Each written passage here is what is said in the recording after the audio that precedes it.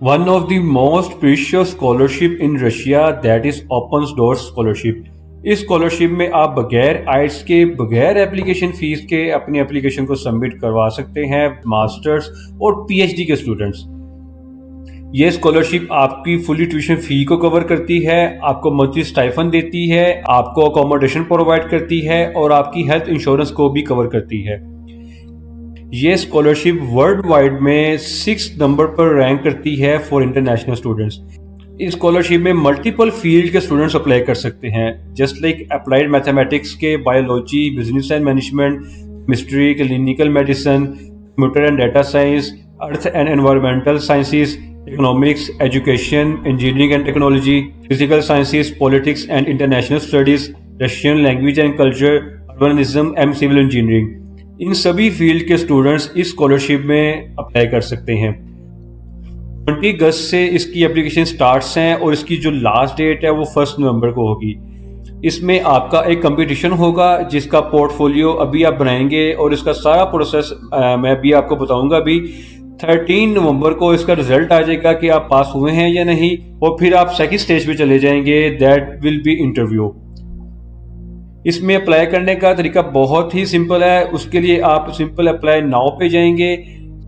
सबसे पहले आप अपना ईमेल देंगे और अपनी पर्सनल कुछ इन्फॉर्मेशन देंगे और अपना पासवर्ड को सिलेक्ट करने के बाद लॉगिन कर लेंगे। मेरा ऑलरेडी यहाँ पे अकाउंट लॉगिन है, मैंने अपने अकाउंट को ऑलरेडी क्रिएट किया हुआ है, सो मैं सिंपल यहाँ पे अपने अकाउंट को लॉगिन कर लूँगा।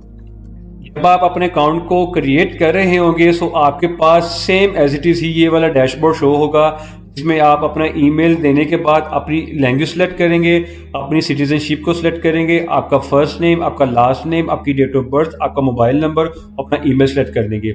उसके बाद आपने अगर मास्टर्स में अप्लाई करना है सो मास्टर्स के आगे अपने कोर्स को सिलेक्ट करना है।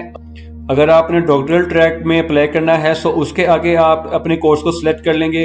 अगर आपने पोस्ट डॉक्टरल ट्रैक में अप्लाई करना है सो उसके आगे आप अपने कोर्स को सिलेक्ट कर लेंगे। हर कोर्स के आगे उसकी जो लास्ट डेट्स हैं वो मेंशन है, जिसमें मास्टर्स के स्टूडेंट्स के लिए जो एज है वो 20 से लेके 33 तक उनकी एज होनी चाहिए। डॉक्टरल ट्रैक के लिए 22 से लेके 35 और पोस्ट डॉक्टर ट्रैक के लिए उनकी एज 24 से लेके 39 ईयर्स तक होनी चाहिए।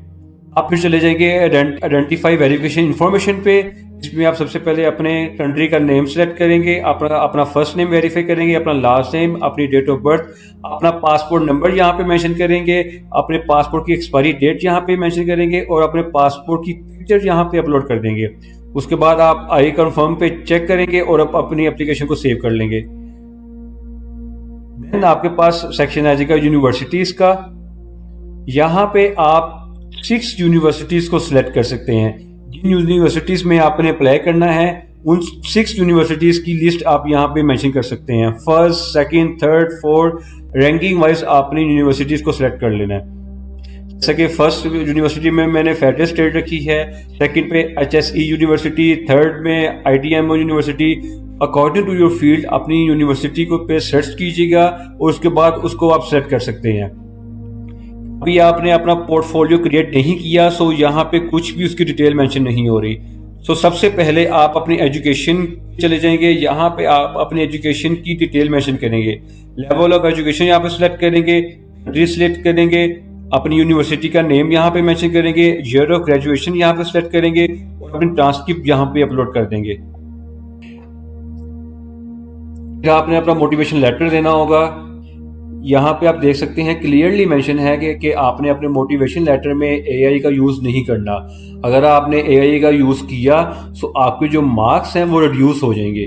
सो मेक श्योर कि आपने अपने मोटिवेशन लेटर में AI का यूज़ नहीं करना। आप यहाँ पे ऐड पे क्लिक करेंगे, आप इस डोमेन को सिलेक्ट करेंगे, अपने साइंस को सिलेक्ट करेंगे और अपनी फील्ड और साइंस को सिलेक्ट करेंगे।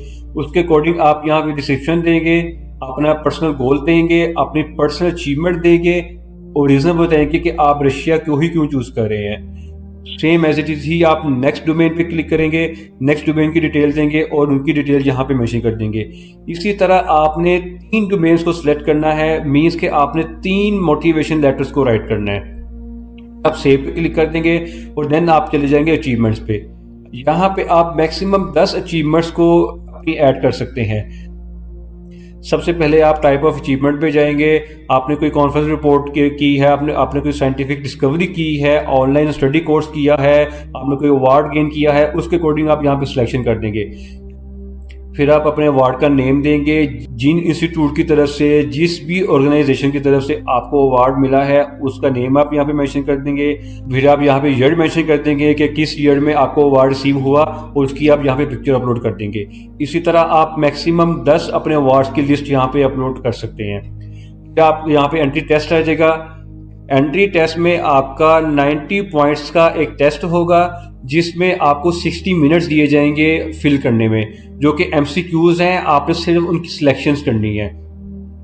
आप कंटिन्यू टेस्टिंग पे क्लिक करेंगे तो आपका टाइम स्टार्ट हो जाएगा और आपका टेस्ट स्टार्ट हो जाएगा। जब आप टेस्ट कंप्लीट कर लेंगे तो पोर्टफोलियो में आपके मार्क्स भी शो हो जाएंगे। आप 3 टाइम ये अपना टेस्ट दे सकते हैं, 3 टाइम से ज़्यादा आप अपने टेस्ट को नहीं दे सकते।